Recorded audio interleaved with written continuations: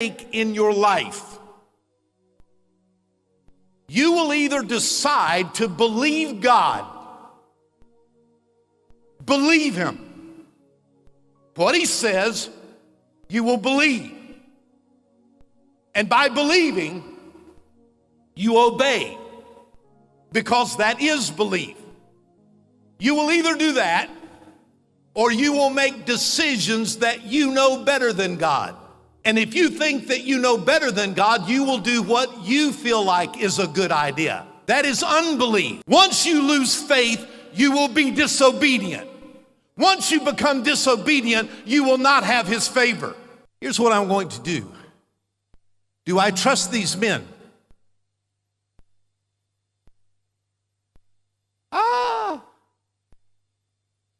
Do I believe them?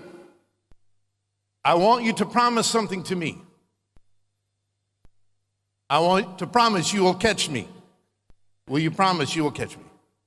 Will you promise you will catch me? Okay. The question is, do I believe them? Now, I can tell you all that I want. I believe them. Yes. They look strong. I believe them. And I can stand here all day and I can talk to you about that I believe them. How am I going to prove that I believe them?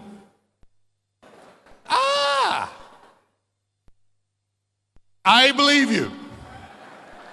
I believe you. If you believe them, then you fall. That is the choice you must make. Do you believe God? To the degree that we choose to follow Him, we experience the life He came to give. So if I say to this man, follow me, and I am Christ, John 10:10 says, in me is life.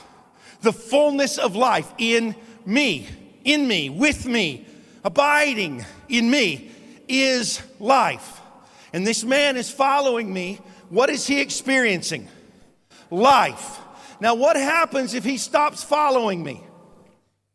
What happens? The very life that emanates from me is not being transferred to him. So it's to the degree that you follow him that you experience life.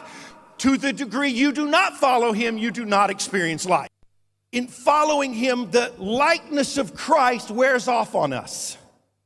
His own character. We've talked about that. His own character becomes our character. He is shaping, transforming our being.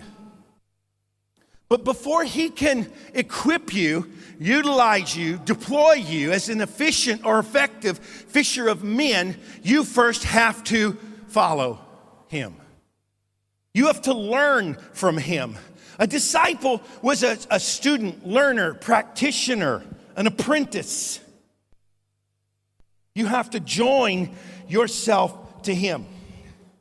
In the order of things, what comes first? To be with him. To be with him. You see, he doesn't send them immediately out to preach. I've said this many times. Until you have been with him, please don't go out and preach. Until you've been with him, until you know him, until you're in relationship, until you've become a follower. Because it's only that equips us to represent him and his kingdom. It's the being with him. But how can you make someone something you're not? Sir, are you a baker? You are not a baker. Could you teach me how to bake a cake? Not at all. Well, I'm going to have to find someone else. This man can't help me. He cannot make me something he's not. You cannot make a disciple if you are not one. Every calling has a location. When you leave the location, the calling will not be effective. Some of you, either through marriage or through job, allows those circumstances to take you away from your place of location. That's why even before you accept a job, seek God. God's desire is what? To make all of us what? people of influence in every sphere of the society. That is his desire. And when you study from Abraham all the way to today, that's still what he's trying to do. That every man, every family, every clan, every state, every nation be brought to that level of discipleship. There are so many Christians that are born again, but they are what? Undisciplined. And God cannot use you unless you have been disciplined. The truth is, after believing, you have to start walking in humility. You see, we believe in Jesus to be saved as our Savior. But then after salvation, we have to follow his examples and his teachings.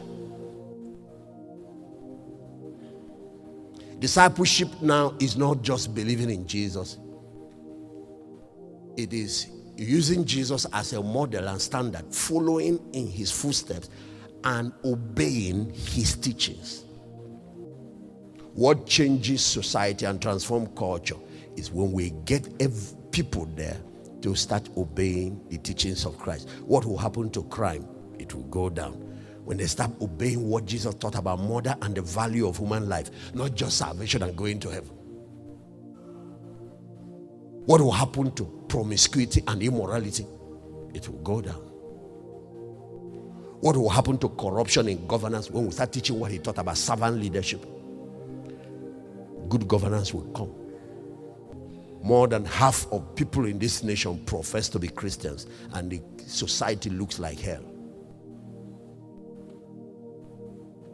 What is the problem with what we have been preaching?